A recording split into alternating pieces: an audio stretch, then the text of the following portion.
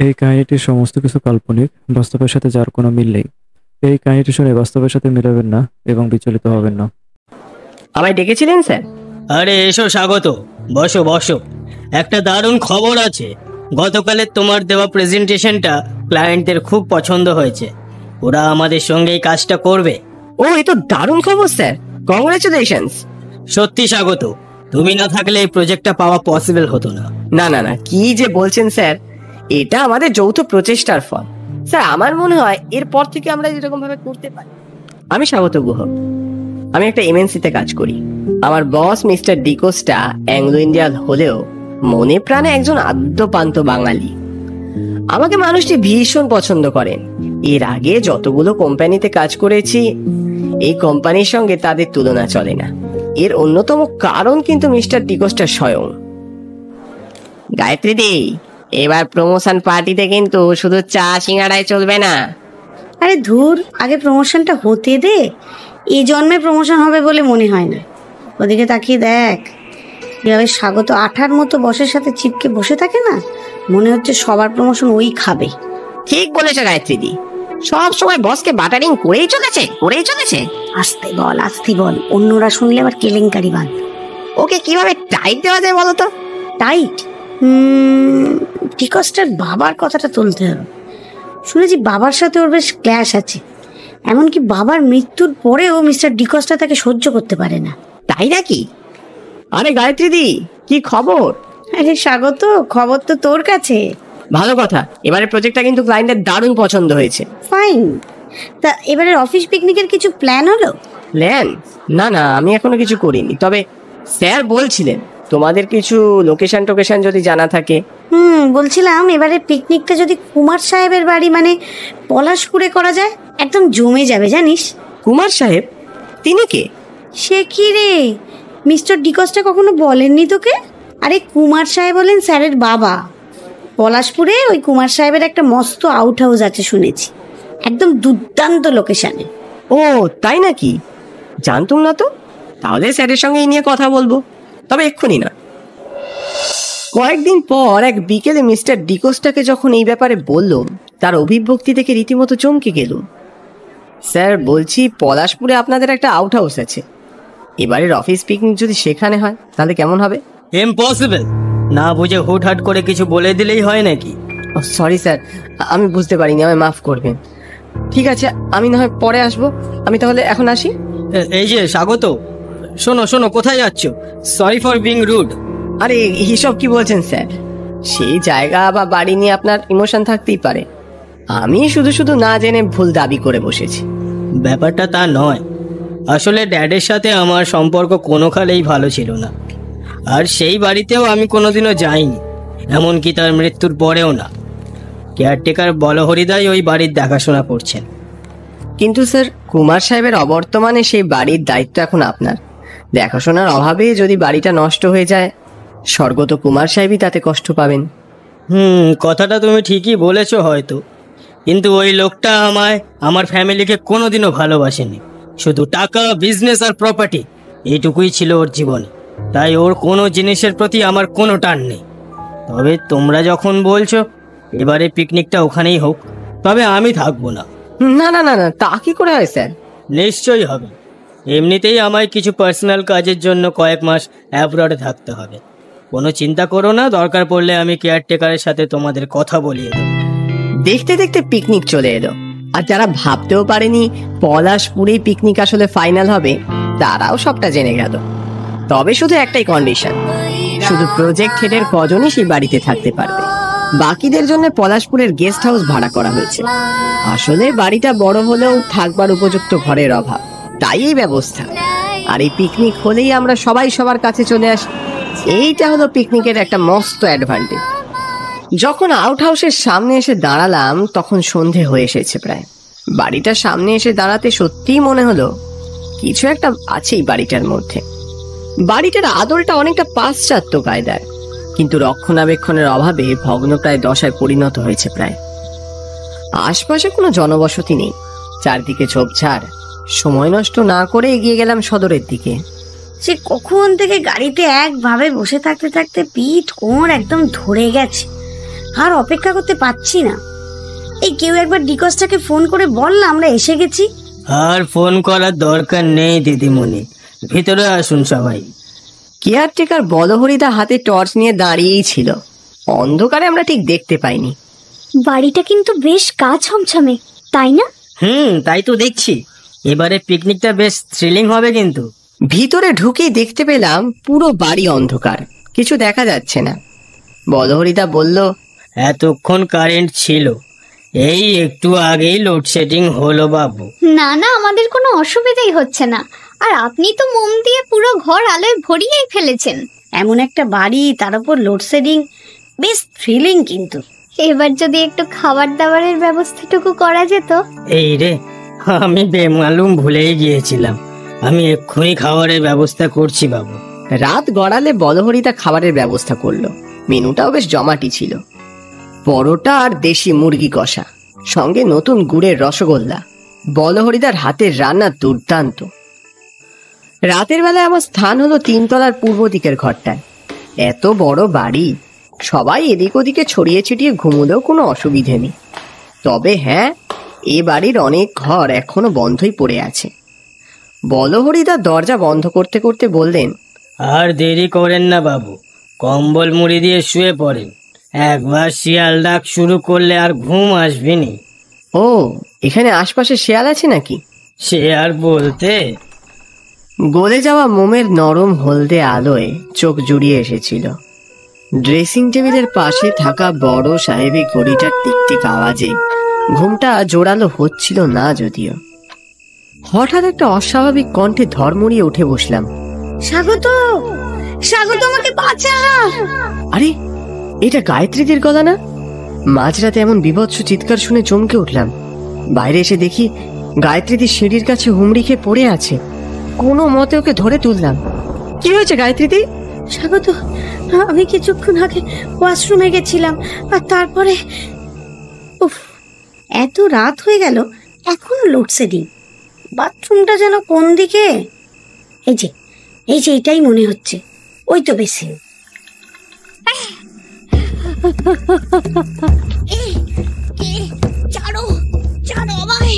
কি ভেবেছিস আমার এ বাড়িতে এসে তোরা জানোই তাই করবি আর আমি ছেড়ে দেব? আমার লাগছে, ছাড়ো। এই বাড়ি ছেড়ে এক্ষুনি চলে যা, এক্ষুনি, নয়তো সব কটাকে শেষ করে দেব। তারপরে কোনো মতে ওই মহিলার হাত ছাড়িয়ে ছুটতে ছুটতে আমি বাথরুম থেকে বার হয়ে আসি। স্বাগত, স্বাগত, তুই আমাকে বাঁচা, আমি আর এখানে থাকতে চাই না। শান্ত হও গায়ত্রীদি, আমার মনে হয় তোমার নিশ্চয়ই কোথাও ভুল হচ্ছে। না না, আমার কোথাও ভুল হচ্ছে না। তুই তুই এক্ষুনি একবার ডিকস্টা সাহেবকে ব্যাপারটা জানা। এত রাতে? না না, এত রাতে বিরক্ত করে কাউকে লাভ নেই। তার থেকে বরং তুমি আজ রাতটুকু আমার ঘরেই গিয়ে শো, আমি না হয় বাইরে শুয়ে কোথাও কাটিয়ে দিচ্ছি। না না না না, তা কি করে হয়? এই ঠান্ডায় তুই বাইরে কোথায় শুবি? ও, আমি ঠিক ম্যানেজ করে নেব। গায়ত্রীদিকে অনেক কষ্টে রাজি করালাম। আমি আর কি করব, ভাবলাম সিঁড়িতে বসেই রাতটা কাটিয়ে দিই। শরীর ক্লান্ত ছিলই, তাই বসার সঙ্গে সঙ্গে চোখটা জড়িয়ে এলো। তখনই একটা শব্দে ঘুম ভেঙে গেল। দেখতে পেলাম চোখের সামনে দিয়ে একটা প্রজ্বলিত আলো যেন মিলিয়ে গেল কোথায়। এতটাই ক্লান্ত ছিলাম, মনে মনে ভাবলাম যা দেখলাম তা বুঝি স্বপ্ন। আবার যখন চোখ খুললাম দেখি সকাল হয়ে গেছে। দেখি বলহরিদা গায়ত্রীদি দাঁড়িয়ে আছে আমার সামনে। বাবু, এখানে কি করছেন? আর বলবেন না, কাল রাতে বাথরুমে সে কি কাণ্ড। কি কাণ্ড দিদিমণি?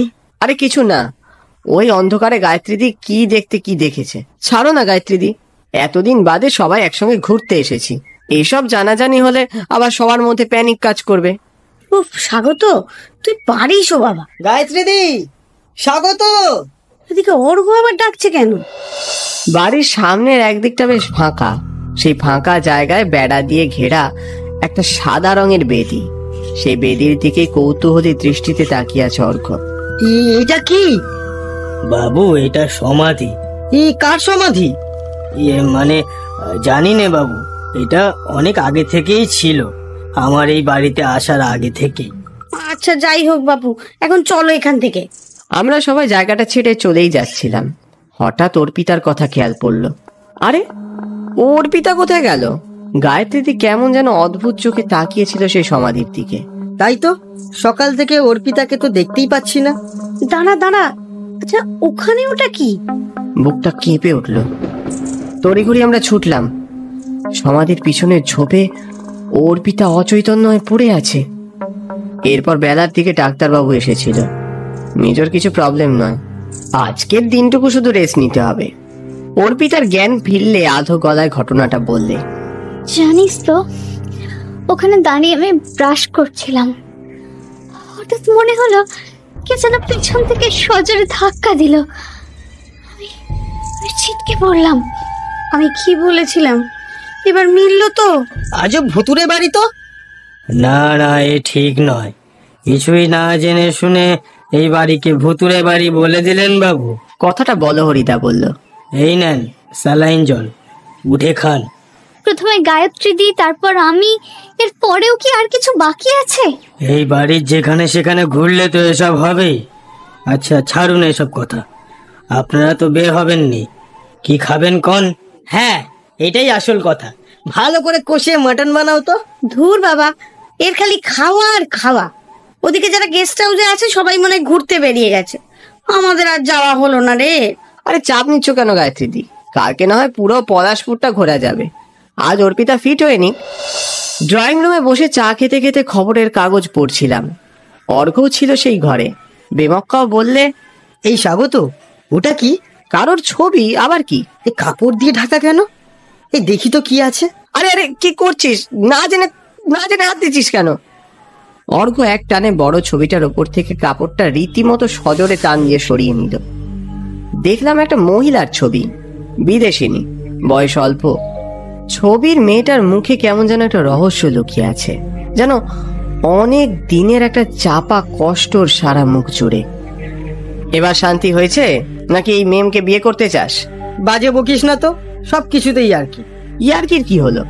আমার তো মনে হয় এ বাড়িতে কোনো শাকচুন্নি কিংবা মেম পেতনির বাস। ব্যাপারটা বেশ মজার কিন্তু। চুপ কর, বল হরিদা আসছে মনে হয়, কাপড়টা চাপা দিয়ে সরে যা। সন্ধেবেলা ঘরেই ছিলাম। আজও লোডশেডিং। জানলা দিয়ে আশপাশের প্রকৃতিতে একটু নজর রাখছিলাম। কেমন করে জ্যোৎস্নার নীলচে আলো ছড়িয়ে পড়েছে গোটা পলাশপুরের পাহাড়ের গায়ে, আর জঙ্গলগুলোকেও আলোকিত করে তুলেছে সেই মায়াবী আলোয়। আচম্বিতে একটা খসখস আওয়াজে চমকে উঠলাম। মনে হলো আমার ঠিক পিছনে কেউ দাঁড়িয়ে আছে। ঠিক না ভুল বুঝে ওঠার আগেই আমার গলাটা কেউ চেপে ধরল, ঠিক যেমনটা গায়ত্রীদি বলেছিল। তবে আমি ভয় পেলাম না, উল্টে সবলে একটা ধাক্কা দিলাম।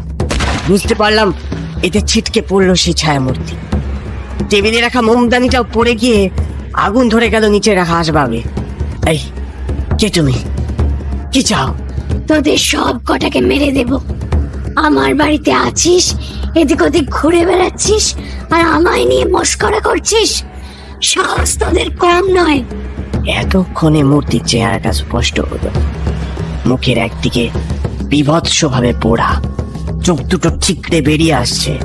নিজেকে সাহসী প্রমাণ করতে চাইলেও পারলুম না।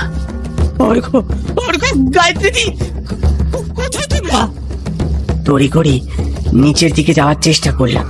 ওরা কেউ আসবে না। কি ভেবেছিস যখন তখন এই বাড়িতে তোরা ঘুরে বেড়াবি আর আমি ছেড়ে দেব? কোনো মতে এক লাফে সেই ঘর থেকে বেরিয়ে এলাম। দরজাটা খুব শক্ত করে বেঁধে সিঁড়ি দিয়ে উদ্ভ্রান্তের মতো ছুটলাম। সিঁড়ির নিচে কে যেন লণ্ঠনাতে বসেছিল, সুবিশাল দেহে চোব্বা পড়া। আমার পা ধরে হঠাৎ হ্যাচকা টান দিল। আমি ছিটকে পড়লাম সেই সুবিশাল দেহের ওপর। জ্ঞান ফিরতেই দেখলাম অর্পিতা, অর্ঘ্য, গায়ত্রীদি পাশে দাঁড়িয়ে। আর দাঁড়িয়ে আছে বলো হরিতা। তখনও রাত কাটেনি। ওই তো জ্ঞান ফিরছে। উফ, তোরা যে কি করিস না স্বাগত। মিস্টার ডিকাস্টা তো এখন সব জানতে পেরে ফোন করে পাগল করে দিচ্ছেন। এই বাড়ি থেকে আজই ফেরার কথা বলছেন তিনি বারবার। হ্যাঁ বাবু, আপনারা বরং আজই রওনা দিন। ও বোধহয় আপনাদের অস্তিত্ব পছন্দ করছে না। কে? কার কথা বলছেন আপনি? এই বাড়ি প্রথম থেকেই অভিশপ্ত দিদিমণি, বড় দাদা বাবু, মানে আপনাদের কুমার সাহেব জনৈক ডাক্তার জেনেভা উইলিয়ামের এই বাড়ি নিলামে কিনেছিলেন। শুনেছিলেন ওর মেয়ে জেসমিন নাকি কখনোই চাননি এই বাড়ি বিক্রি হোক। কুমার সাহেব এই বাড়ি কেনার ঠিক আগের মাসেই শুনেছিলেন ওই মেয়ে গায়ে আগুন লাগিয়ে আত্মহত্যা করেছিল। না, আর অপেক্ষা নয়। রাতের আধারেই আমরা বেরিয়ে পড়লাম। যেতে যেতে সে সমাধির গায়ে হালকা হয়ে যাওয়া ফলকের লেখাটাও চোখে পড়ল, জেসমিনের জন্ম ও মৃত্যু সাল। তাহলে কি সেই সুবিশাল চেহারাধারী লোকটা কুমার সাহেব ছিল? জানি না। বেঁচে থাকলে আবার পিকনিক হবে, তবে এখানে আর নয়।